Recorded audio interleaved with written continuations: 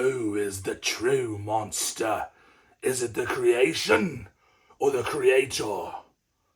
Today, we're going to be discussing Guillermo del Toro's Frankenstein, right here on Mallard Matinee.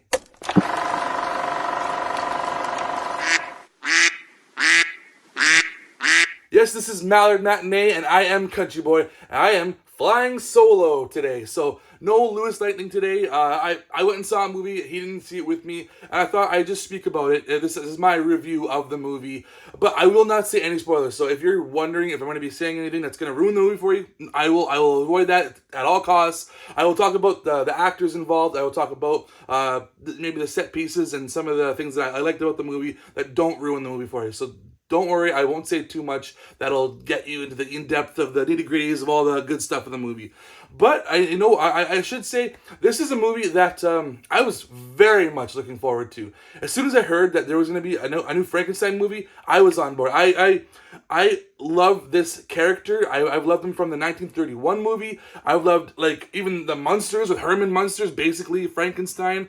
I loved, even Van Helsing movie that came out in 2004, and the movie that came out 10 years ago. I like the Victor Frankenstein. There's been so many different depictions of this character, but I've always been interested in him. I've always loved the idea of this guy who's a monster, but really it's humanity that's the monster, and that doesn't change here. It's the same idea. Frankenstein is a monster, just in visual representation, not an actual a monster himself. He's made to be a monster by man. When I heard that Guillermo del Toro was going to be making this movie, I was so excited because I think that is the perfect pairing. That is a match made in heaven.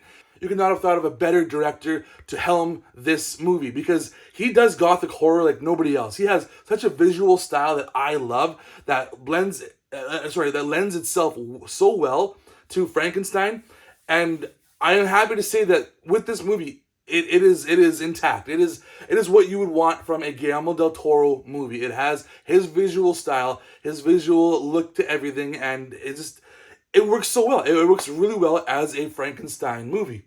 I'll get into some of the actors as well too, just what other things that I liked and maybe didn't like. But starting with the main actor, I will say Victor Frankenstein himself, Oscar Isaac.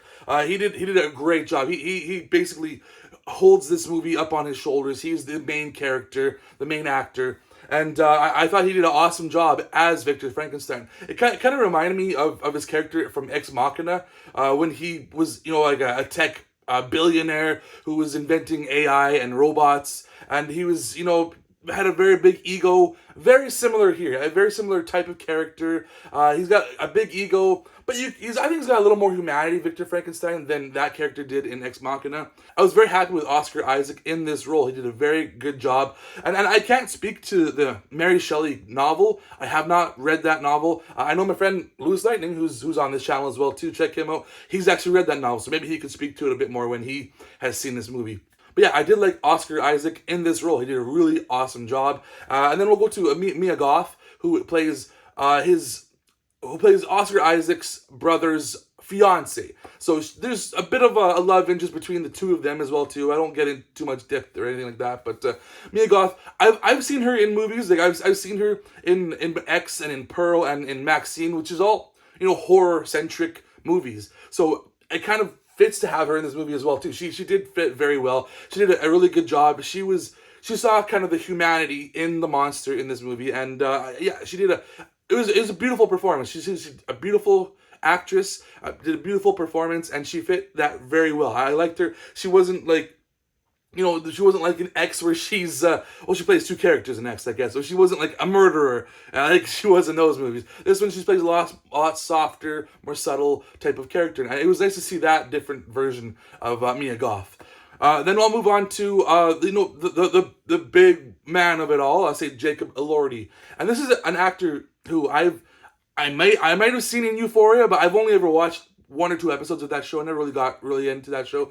So I couldn't really speak to his acting or his acting style at all. But him being the monster or the creature, if you will, really well done. I thought he did an awesome job. He has a childlike sense of curiosity about him, and he played that very well. And and he's learning. You can see like the things are churning in his head, and he's just very curious about the world and trying to learn and understand things.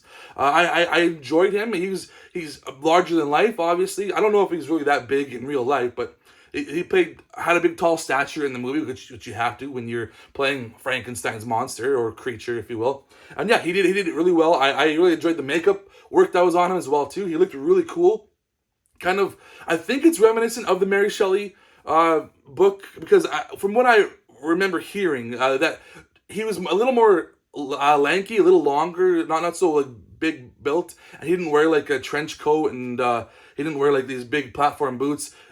Just like this guy, he didn't have platform boots, and he had like the long stringy hair at one point as well too. So he looked, from what I imagine Mary Shelley's novel would have been closer to, anyways. And then there's one more actor I'll put out there that I think I knew was in this movie, but I didn't know what the role was going to be. Christoph Waltz, brilliant actor. Love this guy. Ever since I saw him in Inglourious Basterds, oh, that guy steals the show in that movie for sure, and in most movies that he's in for sure. And in this movie, I wouldn't say that he steals the show, but he does a very good job. He does a formidable job of his character as Mia Goth's uncle, who is helping Victor Frankenstein through his experiments and funding him basically.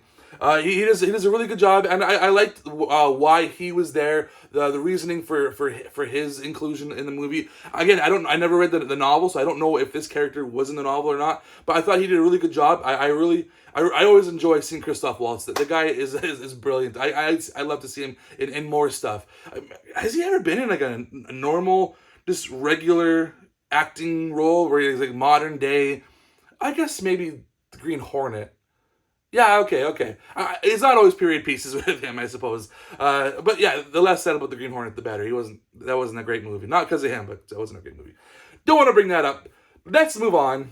So yeah, Guillermo del Toro, like I said, this guy is awesome. I love his style, his gothic horror style that he has in so many of his movies. Like he's got, even his Hellboy movies have kind of that style to it. Pan's Labyrinth, beautiful movie right there. He's got Shape of Water as well. A very similar theme here. Got a monster that is not quite understood by man. One thing that I always commend directors for is when they're able to use practical effects versus digital or CGI effects. And this movie does a lot of that. I love that they did that. There are moments in this movie where you would swear that it was CGI. There's this like half torso of a man and his arm and stuff like that, and he comes to life, and you'd think that's CGI, but I learned actually that it was practically done. Like it was puppeteered by like 3 different men, and it looked cool. Like, it was a really awesome effect, and that's just like the tip of the iceberg. There's so much other practical effects in this movie that I just loved, and so that's something that I really look forward to when I see movies like this. That it's not just a CGI schlock fest that coming at your face. You're actually getting, to see like the feeling, and the characters actually are able to interact with things that are on set. And that's something that I've always appreciated. And I love that Guillermo del Toro is able to do that with this movie. But yeah, I enjoyed this movie quite a bit. It is what I wanted from Guillermo del Toro Frankenstein movie. And if you know Guillermo del Toro's style, if you know his movies, then I think that you wouldn't be disappointed as well. I think that you would definitely enjoy what you see in this movie. There's a lot of beautiful scenery. Like there's a lot of times where they're in snow, and they're in the woods, or they're in like the castle or the tower of Victor Frankenstein. And yeah, everything the set pieces are phenomenal. Everything looks really, really well done. I'll say the one thing I'd say maybe is a knock against it is the runtime it's 2.5 hours, which can maybe feel a little bit long. I enjoyed it thoroughly throughout, but there was kind of a bit of a dip in the middle of the movie, I would say. But I wouldn't say that I would really remove anything. I could see things that you would remove if you really wanted to pace it up a bit more, but I wouldn't. I honestly, I thought it was just really well done. Not a perfect movie. I can't say that it's got everything going for it 100%, everything ready to go. It's just the best movie ever. It's not. It's still a really good movie, but it's not perfect. One thing that I hate, it's not about the movie itself. Sorry, the movie, great. This is not about the movie. This is about Netflix. Netflix, come on, man. You know that this is a movie that should be in theaters. and it's just getting limited releases, and I hate that. This is a big budget movie that should be in theaters widespread. Everybody should go and see this movie. It is fantastic, and it looks beautiful, and you're not going to get that same experience at home. Sure, you can have your surround sound, you can have your light bars, and you can have your big, nice widescreen, but it's not going to be the same as the theater going experience. You got your popcorn, your lounge back, you got the sound going all around you, just big screen. I love the theater going experience, and Netflix, you're trying to take that away from us. I am not appreciative of that at all. When I heard that this is going to Netflix, I was actually quite upset because I was so looking forward to seeing this movie in theaters. And thankfully, there was a screening of this movie for about a week here in my town, and it was one specific theater. I had to go see it. And I'm so glad that I did. I'm glad I got to see it in the theater experience because it is worth the watch in the theaters. So I guess I should give this a score. I don't want to get too far into the movie. I don't want to give any kind of ruining and spoilers, but I will give this a score just so you have an idea of where my head's at least after one viewing of this movie. It might change later down the line. Maybe I'll like it more. Maybe I'll like it less.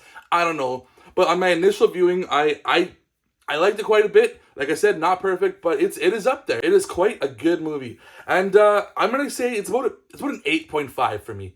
I thought about giving it higher, but I was like, maybe it's not quite that high. 8.5 is kind of where I settled on out of 10. So yeah, I did enjoy this movie. I hope you guys go ahead and check this movie out as well too, because it is a fantastic movie. You should go other videos on this channel too. We are Mallard Matinee. We checked out a whole bunch of different videos. We did Tron this month. We also did Cabin in the Woods, and we're gonna be doing Old School Month next month in November. So check that out as well too when we do those. We got some old school movies that we're gonna be checking out. But yeah, I am CountryBoy_9, also known as CountryBoy Niner, a bunch of different places, like right here on YouTube where I unbox a bunch of different stuff, like this guy right here. I got Frankenstein from the 1931 movie, and this guy is fantastic. Check that out. But I'm also with my friend Lewis Lightning on this channel as well, so check out him as well too. He's the Lewis Lightning. I'm also on other channels as well, like I'm on Letterboxd. Check out my reviews on Letterboxd. I'm also on TikTok, Twitch, Twitter, wherever. You can find me somewhere as either CountryBoy_9 or CountryBoy9er. And you can also check out another channel with my friends that we are on called Wasted Opinions. We have a blast. We talk about video games, movies, TV shows, comic books, wrestling, food, music, whatever you can think of. We probably talked about it at some point. So check us out as well too. But yeah, that's going to do it for my review of Frankenstein. I know it's a lot shorter than what we're usually doing on this channel, but it's just me, and I didn't want to get too far into the details of it. I had a good time with it, and I'm so glad I saw it in theaters, and you should too if you can. I love Guillermo del Toro movies, but I also enjoy a lot of the Universal monster movies. I enjoy not just Universal monsters. I love all sorts of monster movies. Like last year, Nosferatu, brilliant movie. That movie was awesome. I'd never even seen the original, and I know this is basically, it was just a remake of Dracula, but it's like the best version of Dracula that I've ever seen. I thought it was amazing, and so I just want more of this. Like, give me some Wolfman, not the Wolfman that came out in 2025. That was not so good. Not a fan of that. Do better, guys. Do better. But give me Wolfman. Give me Creature of the Black Lagoon. Give me Invisible Man. I guess we got an Invisible Man. It's more of a modern taking, but go back to the old school times, back to the 1800s. That's the type of movies that I want to see. But that's gonna do it for this episode. I hope you enjoyed it. I hope you liked what you saw here, and you want to check out more of our videos. I am CountryBoy, and I'll see you guys later.